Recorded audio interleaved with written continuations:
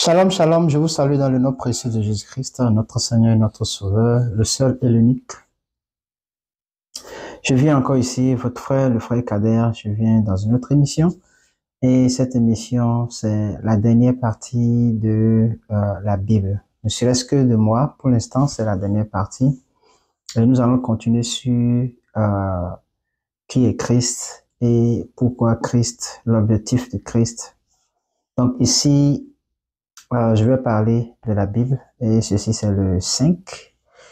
Nous avons parlé des autres fois, nous avons mis en évidence ce que la Bible, ce que le Coran a jusqu'ici dit de la Bible, ce que la Bible, d'où est-ce que le Coran est parti, qu'est-ce qu'il y a dans le Coran. Nous avons bien dit que presque tout ce qui est dans le Coran découle de la Bible. C'est l'Ancien Testament simplement qu'ils ont pris et qu'ils ont refait dans le Coran, n'est-ce pas? Et que c'est sur ces pratiques-là qu'ils marchent. Et en fait, ils ne condamnent pas le péché. Ils ne condamnent pas le péché. Ce n'est pas quelque chose qui est une priorité, n'est-ce pas? Comparativement à la Bible où le Nouveau Testament est venu avec Jésus-Christ qui a parlé de comment est-ce que on pouvait vivre avec Dieu, la réconciliation des enfants de Dieu avec Dieu lui-même en tant que le Père. C'est sur ça que je vais me baser aujourd'hui et nous allons parler de la Bible, le numéro 5. Et ce sera le dernier pour l'instant, selon que le Seigneur le veut. Alors nous avons assez pris le temps pour parler du Coran et je vous prie de faire des recherches et vous allez voir, parler de la similarité, chercher de la similarité entre le Coran et la Bible et vous verrez, il y a plein de sourates qui vraiment sont relatées dans le Coran qui est uniquement venant de la Bible, n'est-ce pas? Alors la Bible, comme nous avons dit, la Bible ce n'est pas juste un livre, n'est-ce pas? Ce n'est pas juste un livre, ce sont des écrits par des hommes, mais sous l'inspiration de Dieu, n'est-ce pas? Mais par contre, la Bible, elle a une puissance. Elle a une puissance. Par la Bible, tu peux guérir. Par la Bible, tu peux délivrer. Par la Bible, tu peux tu peux te défendre. Par la Bible, tu peux prier. Tout est dans la Bible. Tout est dans la Bible. Et la Bible, c'est en fait Dieu qui s'est expliqué. Dieu s'est défini. Dieu a donné sa relation. Il a expliqué qui est-ce qu'il est dans la Bible. Comment est-ce qu'on peut le trouver? Comment est-ce qu'on peut le chercher? Comment est-ce qu'on peut s'approcher de lui? Ou par qui on peut s'approcher de lui? C'est ça exactement que Dieu a mis dans la Bible. Et qui est la personne phare de la Bible?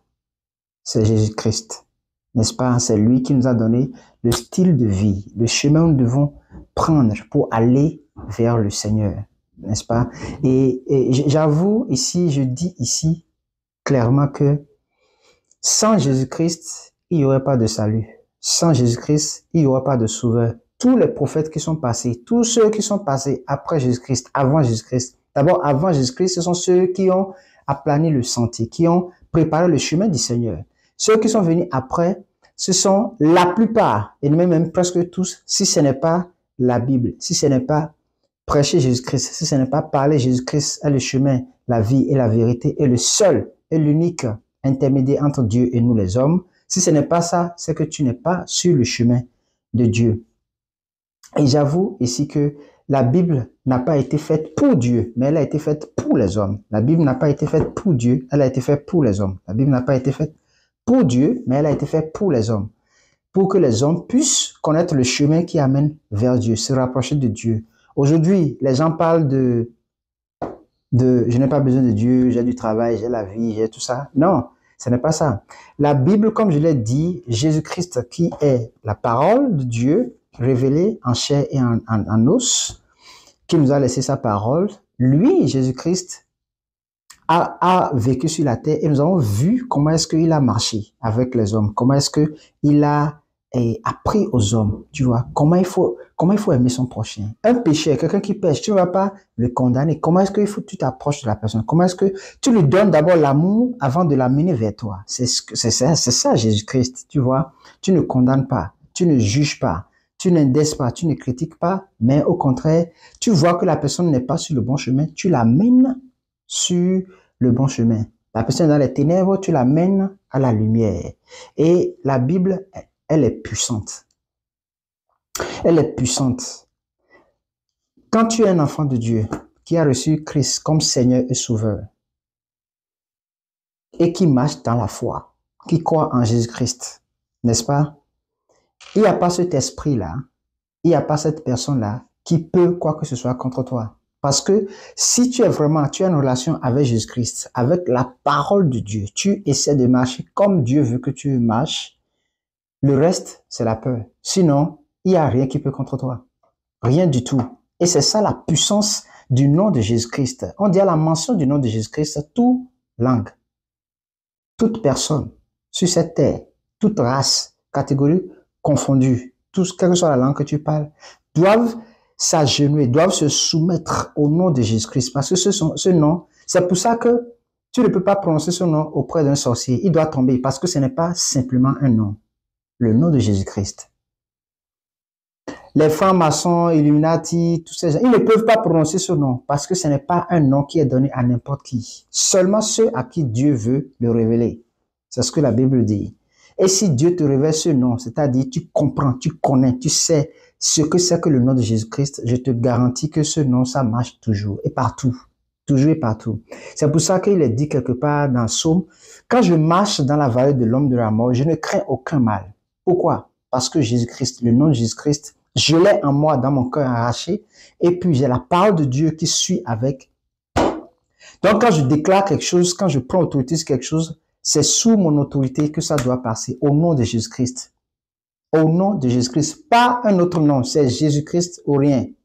Pas au nom de Dieu, au nom de Jésus-Christ. Car c'est ce qui est écrit dans la Bible et nous croyons à la Bible. Toute religion qui existe connaît la Bible et croit à la Bible. C'est la puissance de la Bible. La Bible, c'est la puissance de la Bible. Mais on doit être en mesure d'être à ce niveau. Jésus-Christ, les miracles que Jésus-Christ a fait, tous ces miracles-là, ce n'est pas qu'il est venu le faire pour nous montrer, oui, qu'il est Seigneur, qu'il est Sauveur et tout. Non. C'est pour nous dire que, en tant qu'homme, quand il s'est donné homme, en tant qu'homme, c'est que nous, en tant qu'homme, nous avons la puissance et la capacité de le faire. N'est-ce pas? Nous aurons le temps de parler de ces choses avec les versets qui vont suivre. Progressivement, où nous sommes en train de quitter l'introduction pour rentrer vraiment dans un développement profond, vous aurez le temps de voir que c'est une puissance. La Bible, elle est une puissance. Elle est une puissance que Dieu nous a donnée à travers Jésus-Christ, son Fils.